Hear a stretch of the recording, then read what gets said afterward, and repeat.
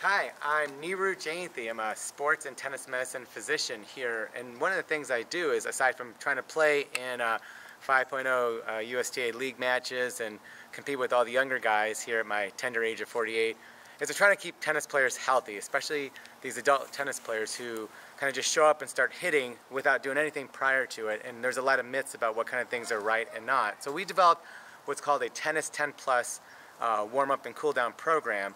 Simple, about 3 to 5 minute program that we will be researching and trying to get adult tennis players to try to incorporate before you play for a few minutes, about 6 steps, and then 3 to 4 steps afterwards, and the total will take about 5 minutes to help reduce the rate of injuries, we hope, in adult tennis players.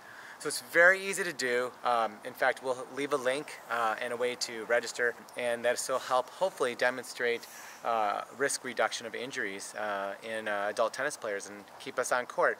So we'll go ahead and demonstrate it now, and basically it's pretty simple. We use the acronym TENNIS, TENS, to do the warm-up.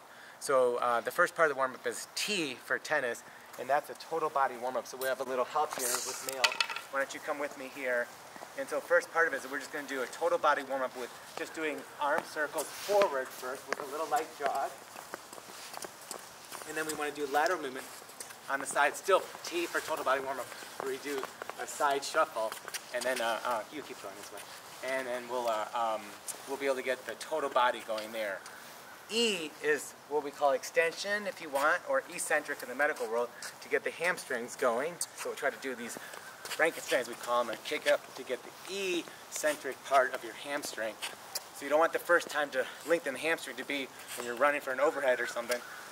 And then N is knee to chest. Okay, so we'll take our knee and bring it to chest and do a heel raise to get your calf muscles and your beginning part of your dynamic warm up with your knee.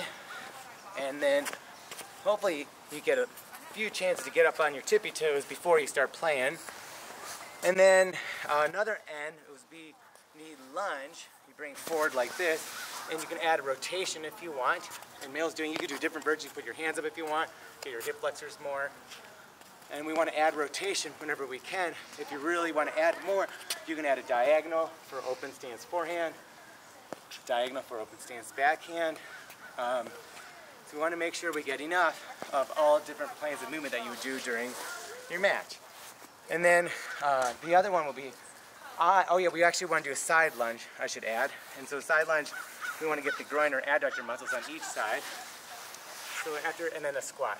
And by the time we're done doing this, we'll have gotten all the muscle groups that you would probably get in an actual match. So the first time you're introduced to it wouldn't be during the match and injure it.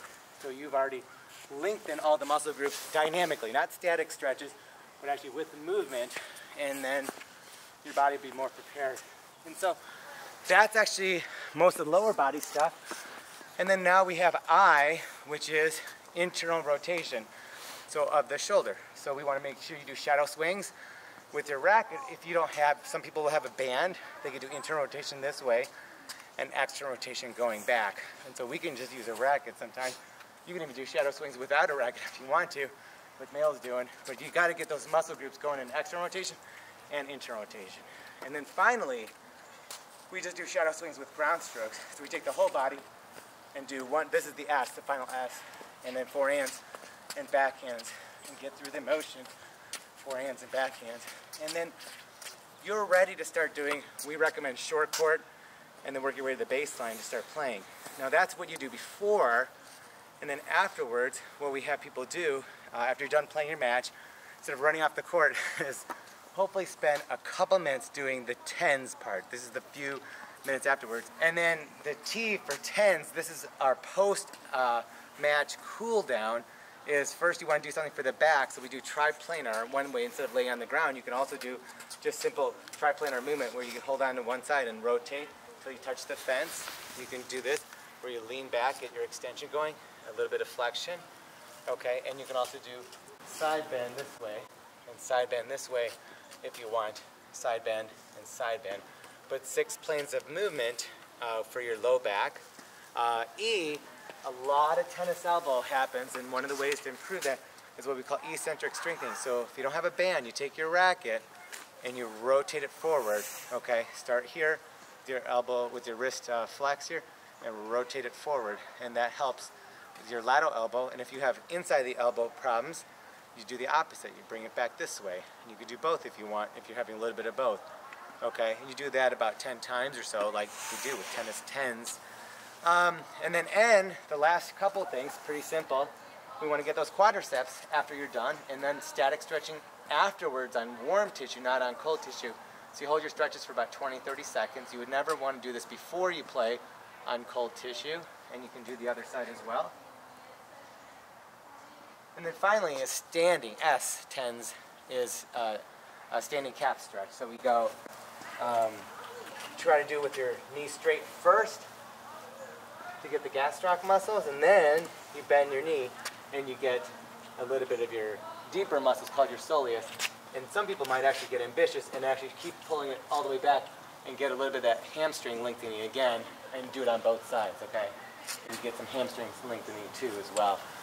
And there's your tennis 10s. Knock it off pretty quickly, and we're optimistic this should help reduce injury rates in adult tennis players, and we hope that all of you do it.